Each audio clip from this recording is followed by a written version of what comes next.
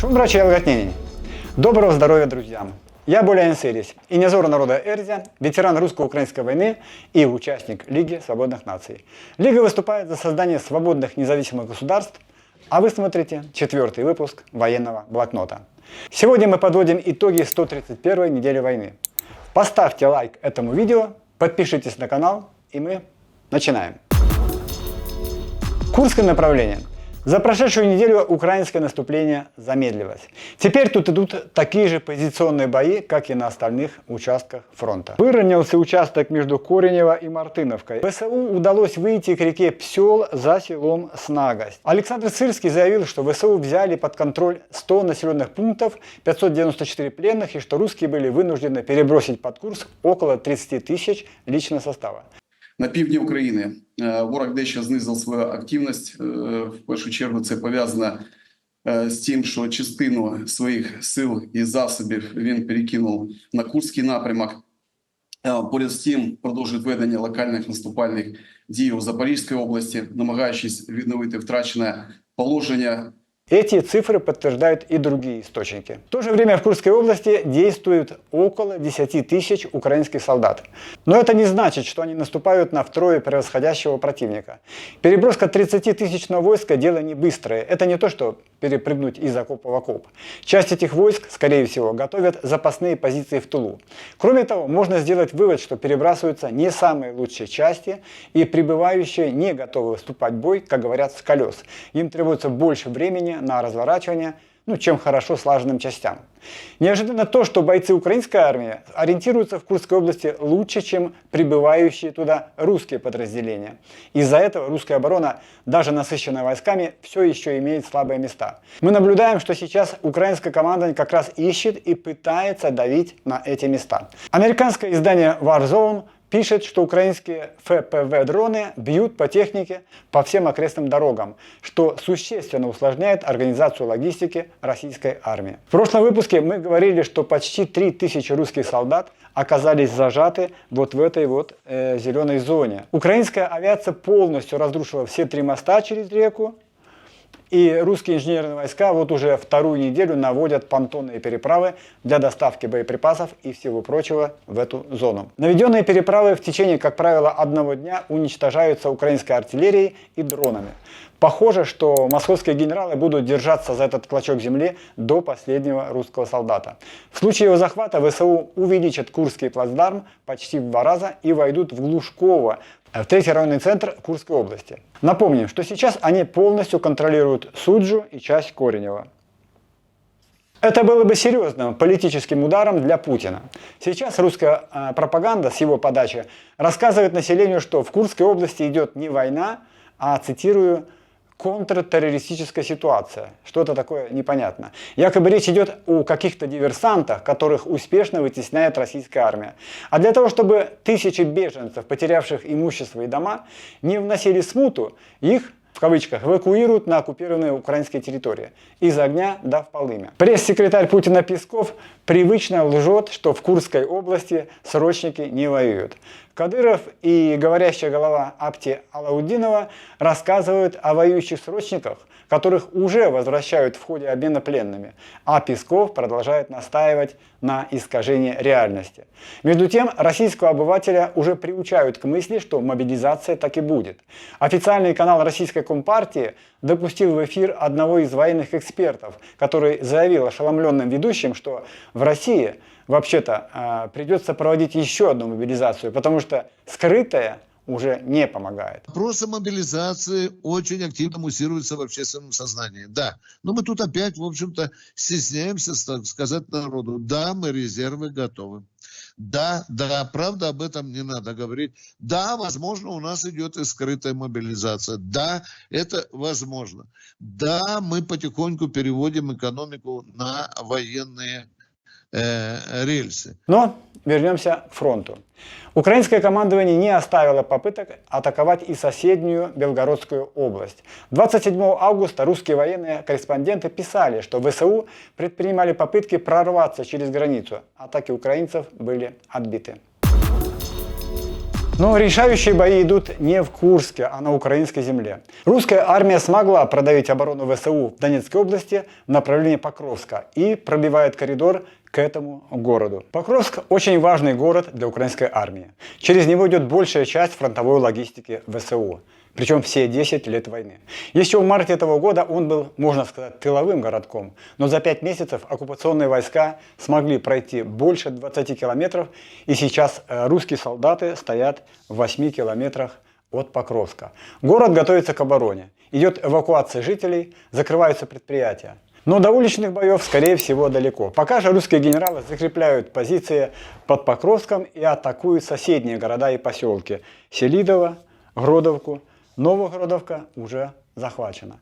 Русское командование действует в этой войне по одному шаблону, как перед захватом Лисичанска, Бахмута, Авдеевки. Сначала по возможности укреплялась позиция рядом с городом, вокруг города. Чтобы подготовиться к битве за Покровск, русским войскам необходимо как минимум захватить те же Селидово и Гродовку. Именно там сейчас ВСУ тяжелее всего. Русским удалось подвести в этот район элитные подразделения подготовленных солдат с хорошим вооружением и экипировкой. Штурмуют они круглосуточно, и потери их не останавливают. Ну а когда русского генерала останавливали потери своих войск? Украинский военнообозреватель Константин Машовец считает, что наступление русских осложнило положение не только защитников Покровска, но и тех украинских подразделений, которые удерживают Карловку и последние кварталы Красногоровки. Красногоровка, Карловка. Он прогнозирует, что украинская армия может потерять Красногоровку, и ей будет очень сложно удержаться в Карловке. Что будет, если русские, как у них принято, сравняют с землей и захватят Покровск? Пойдут ли они на Днепропетровскую область, до границ которой от Покровска всего 16 километров, или будут укреплять свое положение, наступая на Константиновку и Кураховое? Мы пока не знаем. Слишком много слагаемых могут повлиять на положение. Покровск, Карловка, Красногоровка, Селидово. Эти города за последние 10 лет стали самой настоящей базой для украинских военных и волонтеров. Украинский военный Антон Шевелев написал в своем фейсбуке, что эти недавно цветущие города уже покидают жизнь. Бизнес закрывает свои кафе и магазины и уезжает на запад, в соседнюю Днепропетровскую область. Но оккупанту это все не обходится даром. Все больше случаев, когда выражение понимания происходящего и недовольство ситуацией в РФ становится публичным. В сети появились видеообращения к Путину жен погибших и раненых солдат. Вот, например, вдова мобилизованного из Донецка жалуется, что ее мужа, раненого мужа, не лечат, а заставляют штурмовать позиции ВСУ. Такие видеообращения уже стали привычными. С весны интернет заполнили жалобы военных и их родственников на то, что русское командование отправляет на убой даже тех, кто еще не успел залечить ранения. Что уже говорить про жителей Донбасса, которых пришли спасать русские. Генералы не то что не жалеют их, но даже и за людей не считают. За 10 лет на территории так называемых ДНР и ЛНР созданы условия, когда правит полный беспредел. Вот вам история добровольца из Америки, Рассела Бентли. Активист местной коммунистической партии приехал воевать за ДНР еще до полномасштабного вторжения. Российские пропагандисты называли его «красным ковбоем». По понятным причинам он уже не мог вернуться в США и остался жить на оккупированном Донбассе. С началом полномасштабного вторжения американцу не понравился произвол, который установили русские на Донбассе. За это его объявили агентом ЦРУ, выкрали и запытали до смерти. О наказании убийц даже мысли никому в голову не приходит. А за что? Уничтожен инакомыслящий. Очень даже коммунистический подход. Расселу и обижаться не на кого. А вот донецкая вдова красного ковбоя пытается достучаться до Путина и просит восстановить справедливость. Нашла к кому обращаться за справедливостью. Я была предупреждена о том, что одному из подозреваемых, в данном случае тот человек, который на видео, отпущен, что ему вменяется укрывательство особо тяжкого преступления. Ну, конечно, я не ожидала того, что его отпустят, честно говоря. И для меня это было просто шоком. И шоком для всех тех людей, которые звонили мне и спрашивали, что это происходит вообще такое. якобы лично не применял насилие непосредственно к Расову, но на следующий день он сделал все, чтобы от Расова как можно меньше осталось. Война идет не только на земле, но и в небе. В понедельник, 26 августа, Россия нанесла самый большой ракетный удар по Украине. Многие видели кадры, как русские ракеты били по плотине Киевского водохранилища. Украинские источники подтверждают, что ракеты поражали и распределительные станции возле атомных электростанций. Эта акция Москвы стала очередным ударом по энергетике страны. Сейчас возобновляется работа энергетической системы. И нормированная пока подача электричества населению, больницам, школам, детским садам. Украинские чиновники утверждают, что зимой катастрофы ожидать не стоит. Но будет трудно. Тяжелее, чем в прошлом году, когда дома в украинских городах по 8-9 часов в сутки находились без света. Но страна выстояла. Платит свою цену и Россия, а точнее ее жители. Пока они этого не понимают. Экономисты издания Forbes посчитали, что только на один обстрел Украины 26 августа Россия потратила около 120 миллиардов рублей. Это приблизительная стоимость производства 102 ракет и 99 дронов, которые были сбиты в понедельник. Большие деньги даже для России. И еще больше для ее национальных республик. В понедельник улетело в трубу пусковую сразу 4 годовых бюджета Карачаево-Черкесии или почти 3 бюджета Ингушетии, 2,37 бюджета Мордовии. Очень метко заметил один из украинцев в своем фейсбуке. В трубу улетали не деньги и не ракеты, а последние надежды россиян на нормальную человеческую жизнь в обозримом будущем.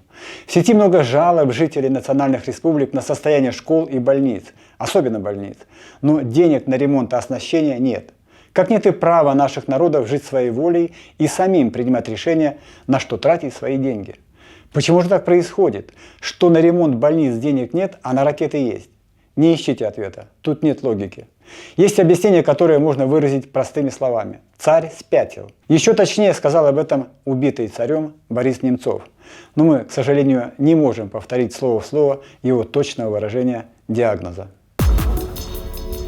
Пока Россия наносит масштабные ракетные удары, Украину в ответных ограничивают. Западная пресса всю неделю обсуждала информацию, полученную от своих источников во французской, британской и американской разведках. Париж и Лондон якобы не против, чтобы Киев ракетами «Скальп» и «Storm Shadow» бил по территории России. Но добро не дает Вашингтон.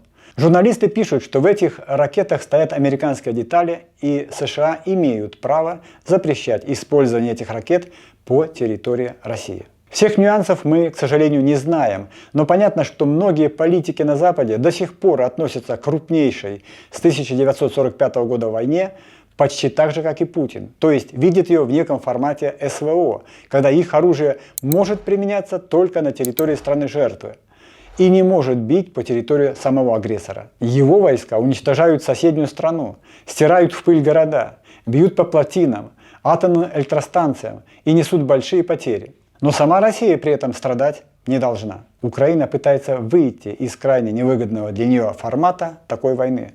Она уже показала, что может перенести фронт на территорию России. Но для того, чтобы его там поддерживать, ей нужно разрешение от Запада на использование его вооружений. Издание «Политико» пишет, что Киев готовит для обсуждения с Вашингтоном список целей на территории России. Тех, которые хочет поражать американским дальнобойным вооружением.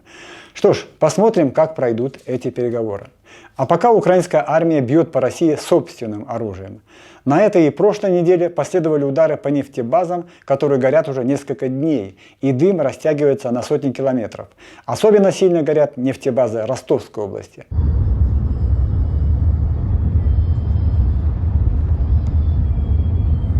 Потери дизельного топлива и другого топлива стали настолько чувствительными, что Росстат официально засекретил все новые данные о производстве в стране дизеля, мазута, сжиженного пропана и бутана.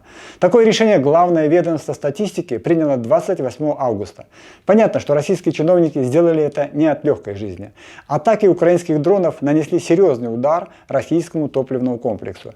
А 2 года назад, когда украинские легкие дроны ударили по Кремлю и небоскребам Москва-Сити, почти никто ни в России, ни на Западе не понимал, в чем смысл этих атак.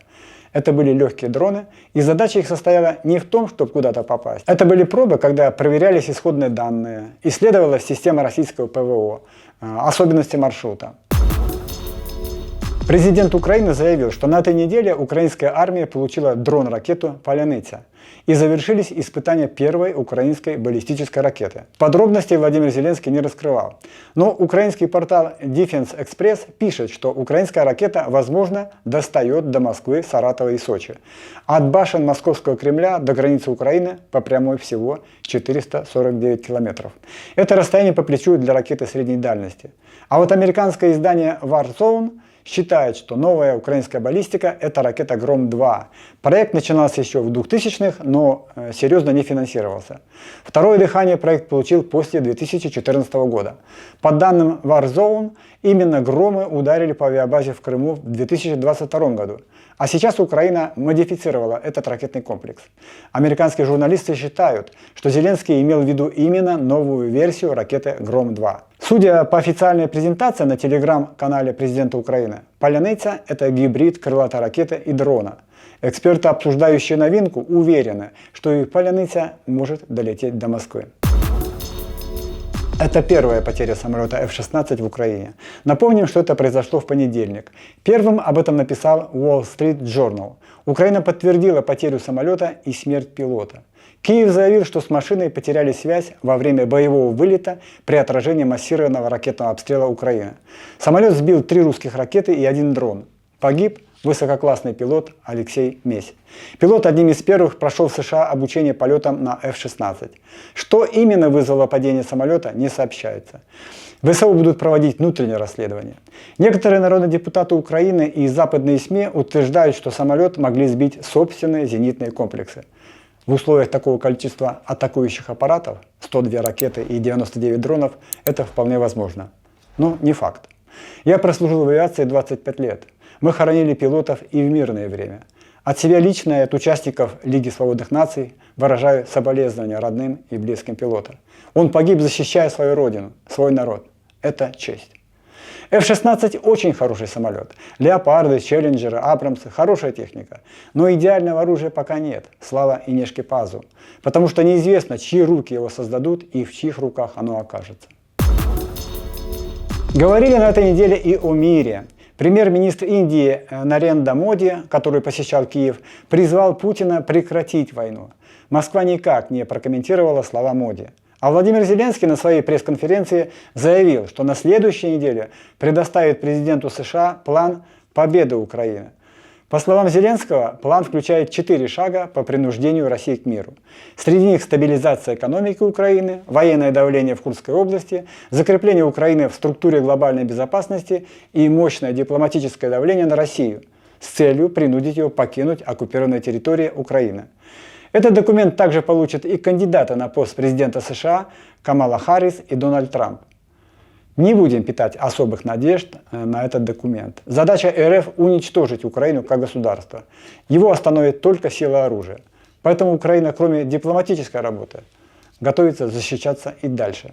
Американское издание Forbes заявило, что ВСУ уже создают новые бригады, которые могут появиться на поле боя в следующем году. Готовится воевать дальше и Россия. Там снова поднимают единоразовые выплаты тем, кто подпишет контракт. Известны случаи, когда полицейским раздают премии в 50 тысяч рублей за то, что они приводят в военкомат своего подследственного и задержанного. Зная российскую полицию, несложно догадаться, какими методами они вербуют новых контрактников. Но в армии берут все-таки не всех. Российские власти не пускают на фронт, наверное, самого горячего русского фашиста Игоря Стрелкова. Он захотел пойти на фронт из тюрьмы, как это делают другие зэки. Его жена сообщила, что мужа считают склонным к побегу. Федеральная служба наказания, впрочем, это опровергает. Зная взгляды и убеждения Стрелкова, Гиркина, нет сомнения в том, что он хочет приехать убивать украинцев. Он уже воевал за русский мир, который его и посадил. Мне кажется, есть и еще одна причина, почему его не допускают на фронт. В отличие от Пригожина, Стрелков обладает стратегическим мышлением, авторитетом среди военных, и Москва боится, что второй поход на Москву может закончиться с очень печальными для Москвы последствиями. но не для русского мира, потому что Гиркин тоже его часть. Основа идеологии русского мира – ненависть. Все его разговоры о любви и дружбе – обычное русское лукавство. На деле он несет смерть тем, кто не вышел разрезом глаз, кто стоит не под тем флагом, кто говорит не на русском, кто просто хочет жить свободно в стране, где ценится человеческое достоинство, права человека и народов. Поэтому русский мир должен быть разрушен. Друзья, мы будем и дальше следить за развитием событий. А вас попросим поставить, еще раз попросим поставить лайк нашему видео и подписаться на наш канал. До новых встреч! Вас Томас Келгат.